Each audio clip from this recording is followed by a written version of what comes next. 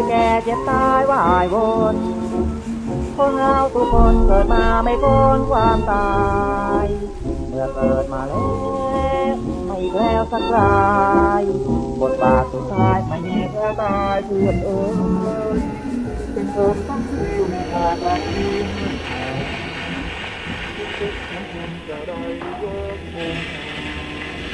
ฉันขออาราธนาคุณพระศรีรัตนตรัยจงดลบันดาลให้กองทัพของสมเด็จพระจักรพรรดิญี่ปุ่นประสบชัยชนะถึงที่สุดมีความเจริญยิ่งยิ่งขึ้นสืบไปเถิด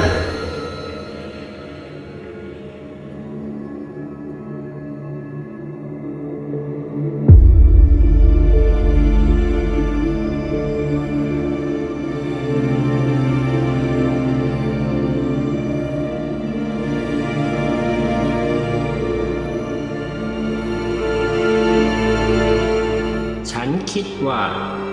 ทางญี่ปุ่นคงจะมุ่งทำลายกองทัพของเราโดยให้เริ่มไปปะทะกับจีนก็ได้เพราะถ้ากองทัพของเรายังดีอยู่ก็เป็นน้ำยอกอกอยู่ในทางเอเชียตะวันออกนี่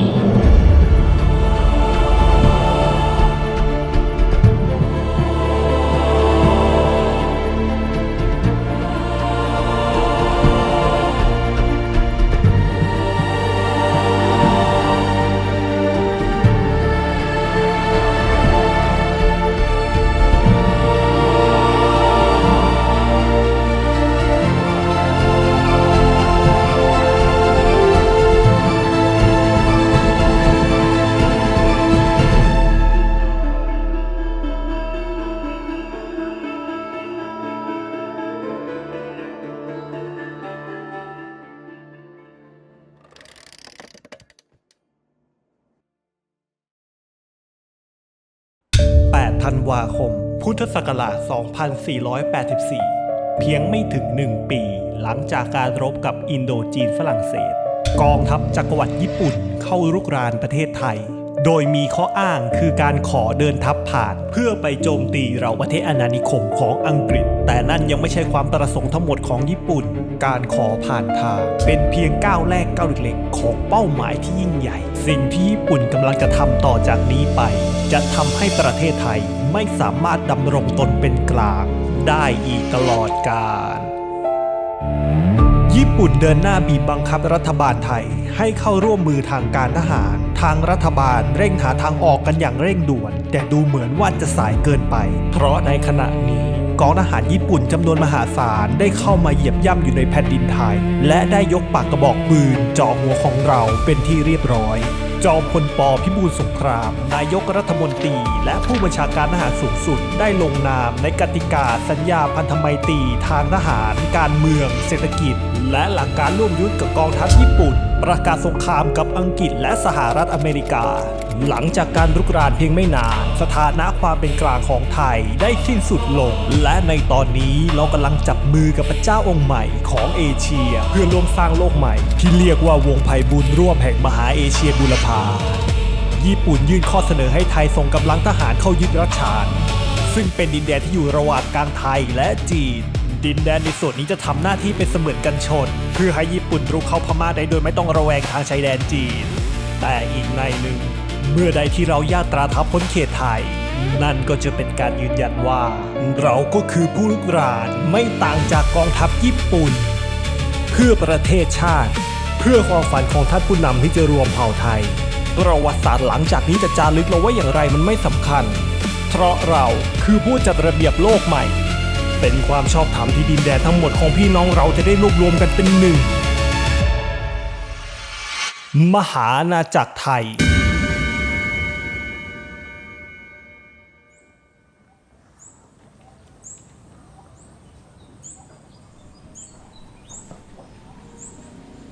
พี่ชื่นจ๊ะหลังมีชัยในสงครามอินโดจีนแล้วพี่ยังต้องออกไปรบอีกหรือไม่สำคัญหรอกจินดาถึงอย่างไรพี่และชัยก็ต้องไปตามหมายเรียกพี่คิดว่าครั้งนี้คงไปไม่นาน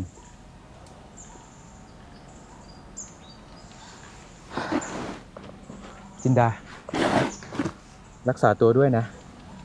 รูปที่ให้พี่ไว้จะเก็บรักษามัน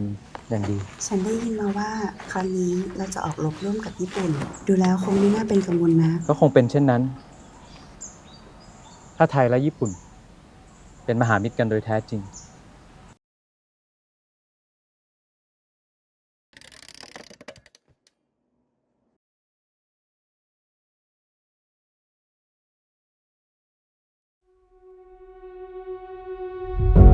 แม้ภายนอกไทยจะดูเป็นมิตรที่ดีต่อญี่ปุ่นเพียงใด แต่ภายในใจของจอมพลป.รู้ดีว่า ญี่ปุ่นกำลังใช้เราเพื่อรวบรวมอำนาจในบุรพาทิศทันทีที่กองทัพญี่ปุ่นเข้ามาตั้งฐานทัพในไทย กองทัพไทยจะกลายเป็นหอกข้างแคร่ของญี่ปุ่นไปโดยปริยาย ญี่ปุ่นจะต้องหาหนทางเพื่อกำจัดเขี้ยวเล็บ และทำลายกองทัพไทยในที่สุด แม้จะเป็นสถานการณ์ที่ยาก แต่จอมพลป.จะต้องตีสองหน้า เพื่อยับยั้งไม่ให้ญี่ปุ่นครอบงำกองทัพไทย และในขณะเดียวกัน ก็ต้องสวมบทบาทผู้มีศรัทธาแรงกล้าต่อพระเจ้าองค์ใหม่ ไม่ว่ากระแสของสงครามจะพัดพาไปในทิศทางใด เราก็ต้องยืนหยัดด้วยตัวเองได้ เพื่อร่วมสู้เคียงข้างกับพระเจ้าองค์ใหม่ หรือแม้แต่ในวันที่จะต้องหันกลับมา เพื่อเป็นปฏิปักษ์กับพระเจ้าองค์นี้ก็ตาม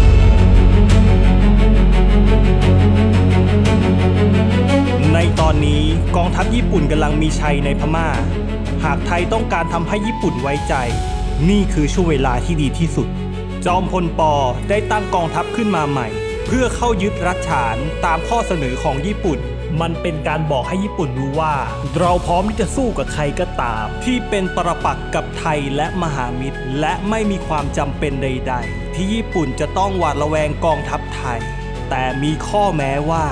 ทหารไทยจะเข้าต่อสู้ภายใต้การควบคุมของกองทัพไทยเท่านั้น ห้ามมีการแทรกแซงใดๆจากกองทัพญี่ปุ่นทั้งสิ้น ด้วยเหตุนี้กองทัพพายัพจึงถูกจัดตั้งขึ้นพลโทหลวงเสรีเรืองฤทธิ์จรูนรัตนกุลได้รับแต่งตั้งเป็นแม่ทัพพายัพโดยมีกำลังรบหลัก3กองพลได้แก่ กองพลที่2บัญชาการโดยพลตรีหลวงไพรีระย่อเดชกีชมาบูรณ์กองพลที่3บัญชาการโดยพลตรีหลวงชำนาญยุทธศาสตร์ผินชุนหวันกองพลที่4บัญชาการโดยพันเอกหลวงหารสงครามฟ้อนสุวรรณไสยลักษณ์และทหารม้า1กองพลบัญชาการโดยพันโททวนวิชัยขัดขะสนับสนุนด้วยทหารม้าทหารช่างทหารปืนใหญ่ตำรวจสนามและกองบินใหญ่ผสมภาคพายัพในตอนนี้ทหารไทยมากกว่า 30,000 นายกำลังญาตราทัพสู่ดินแดนแห่งเทือกเขาและพงไพรเสมือนคราวที่ทัพสมเด็จพระนเรศวรเข้าตีเมืองคัง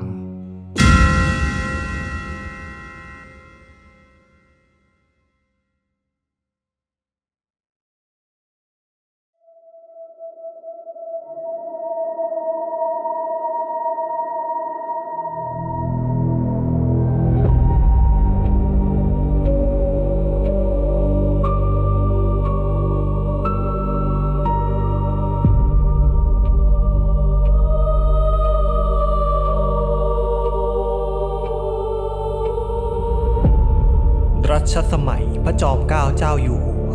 ทัพล้านนาและสยามปิดล้อมนครเชียงตุงอยู่7 วัน 7 คืนอะไรที่ทำให้สยามไม่สามารถตีเมืองเล็กๆนี้ได้ การต้านทานที่แข็งแกร่งจากปืนใหญ่ทหารที่เชี่ยวชาญการศึกหรือผู้นำที่เฉลียวฉลาดมันก็คงใช่ทั้งหมดแต่อีกปัจจัยที่ทำให้สยามไม่สามารถตีเมืองเล็กๆนี้ได้คือสภาพอากาศและธรรมชาติที่โหดร้าย หากพิจารณาจากเวลาในการปิดล้อมเมืองเพียง7 วันทำไมกองทัพสยามถึงอยู่ได้แค่7 วัน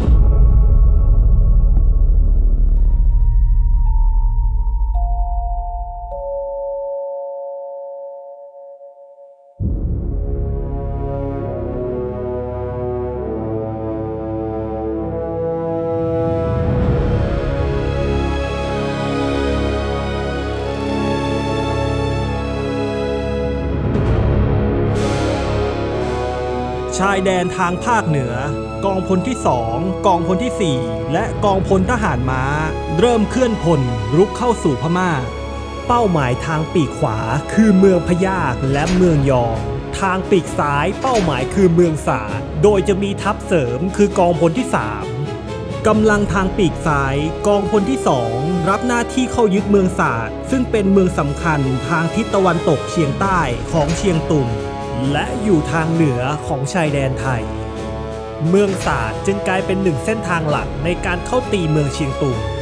กองทัพพายัพเริ่มข้ามชายแดนในวันที่10พฤษภาคมโดยทางปีกซ้ายได้แบ่งกำลังออกเป็น2ส่วน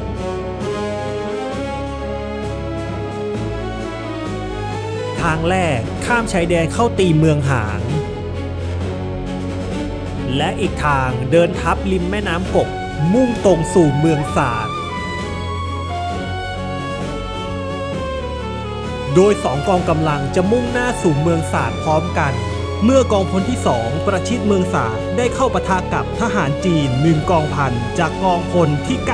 93ทหารจีนสู้พลางถอยพลางในที่สุดก็ถอนกำลังหนีขึ้นป่าทางเหนือไปเหลือทิ้งไว้เพียงคนเจ็บคนป่วยและสัมภาระไว้ตลอดทางภารกิจสำเร็จลุล่วงเมื่อกองพลที่2เข้ายึดเมืองสาดได้แล้วจึงเตรียมตัวเข้าตีเชียงตุงต่อไปในช่วงเวลาคาบเกี่ยวกันกำลังทางปีกขวา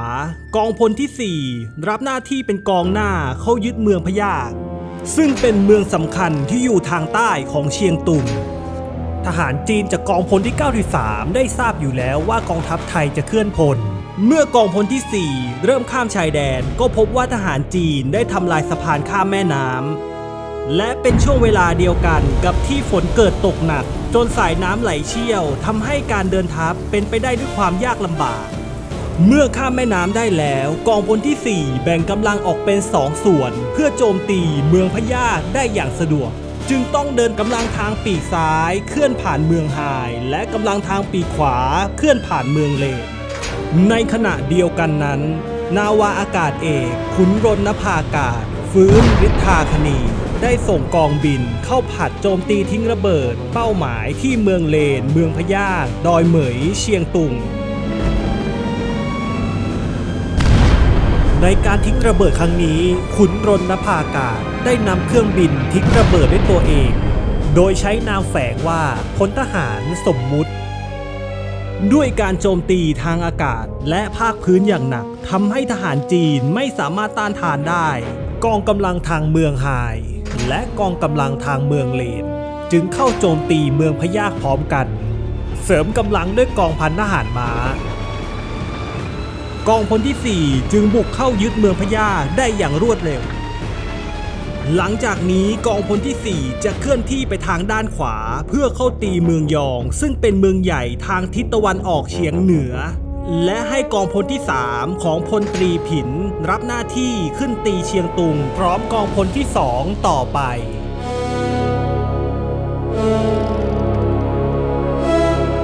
กองพลที่3ของพลตรีผินชุนหวันที่เคลื่อนติดตามกองพลที่4มาโดยตลอดเป็นกำลังหลักในการเข้าตีเมืองเชียงตุงเหมือนฟ้าจะเป็นใจให้ฝ่ายจีนเมื่อกองพลที่3เริ่มเคลื่อนพลออกจากเมืองพะยากได้เกิดฝนตกอย่างหนักถนนดินเริ่มแปรสภาพกลายเป็นโคลนทหารช่างต้องตัดไม้ริมทางมาทำเป็นถนนและสะพานไม่นานนักรถที่ลำเลียงพลที่นำมาด้วยก็ติดโคลนจนเคลื่อนต่อไม่ได้ผู้บัญชาการกองพลจึงตัดสินใจให้ทิ้งรถทั้งหมดและให้ทหารเดินเท้าต่อทหารเริ่มเหนื่อยล้าและล้มป่วยบางคนมีอาการหนาวสั่นไม่ได้สติจนเดินไม่ไหวเมื่อกองพลที่3เคลื่อนที่มาถึงครึ่งทางอีกไม่ไกลก็จะถึงเชียงตุงแต่ทว่าเส้นทางสัญจรหลักไปยังเชียงตุงเป็นเพียงช่องทางแคบๆที่มีดอยเหมยเป็นจุดสูงข่มอยู่ทางด้านขวา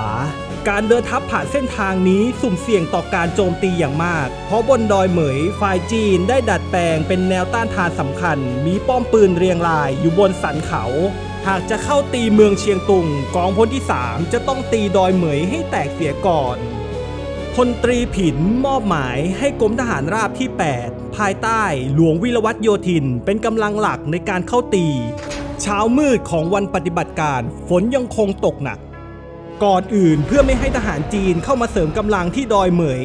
หลวงวิรวัตรโยธินได้ส่งกองรบพิเศษกองพันทหารราบที่ 52 เข้าตลบหลังเชียงตุงผ่านทางเมืองวิง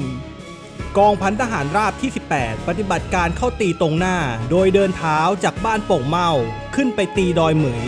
กองพันทหารราบที่ 17 เดินเท้าผ่านช่องแคบกิ่วปางควาย เข้ายึดบ้านปางควาย และตีโอบดอยเหมย เมื่อกองพันทหารราบที่ 18 เคลื่อนที่เข้าใกล้ดอยเหมย ก็ถูกระดมยิงอย่างหนักจากทหารจีน ผู้บังคับกองพันจึงทำการตรึงกำลังเอาไว้ยังไม่บุก เพื่อรอกำลังจากทางปีกซ้ายขึ้นตีโอบกองพันทหารราบที่ 17 เมื่อเคลื่อนพลถึงบ้านปางควาย ก็ได้เกิดการปะทะกับทหารจีนทำให้กำลังทางปีกซ้ายยังไม่สามารถตีโอบดอยเหมยได้กองกำลังทั้งสองเกิดการหยุดชะงักพลตรีผินจึงสั่งการให้ปืนใหญ่ของกองพลขึ้นไปตั้งยิงสนับสนุนทหารราบแต่ด้วยสภาพถนนขึ้นดอยเหมยซึ่งกลายเป็นโคลนทหารปืนใหญ่จึงต้องใช้แรงควายลากจูงและถอดชิ้นส่วนของปืนใหญ่ออกเพื่อให้ทหารแบกขึ้นบนดอยกองพันทหารราบที่ 18 ยังคงยิงปะทะและรอกำลังเสริมอย่างใจจดใจจ่อจนในที่สุดปืนใหญ่จากกองพลก็ขึ้นมาถึงเมื่อเสียงปืนใหญ่ฝ่ายไทยเริ่มคำรามระดมยิงใส่ดอยเหมยทหารจีนเริ่มเสียขวัญผู้บังคับกองพันทหารราบที่ 18 จึงสั่งทหารเข้าโจมตีทันที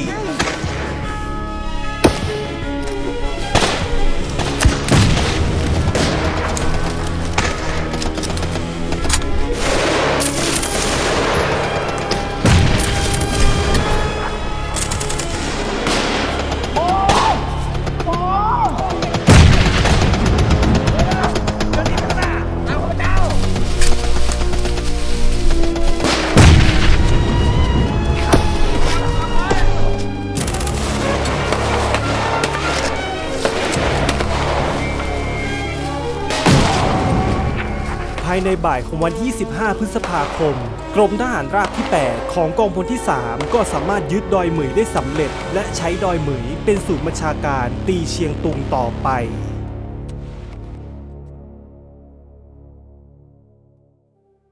ผู้หมวดครับ ผมจับเชลจีได้2 รายครับ หมู่หนึ่งวางกำลังปีกซ้าย ข้าศึกต้องตั้งแนวต้านทานเรา ผมคิดว่าอยู่ในบริเวณนี้ ท่านครับ มีคำสั่งให้ถอยทันทีครับ โอ้ย ขอให้พี่น้องทั้งหลายจงนำชัยชนะกลับบ้าน ใครก็ได้ช่วยด้วย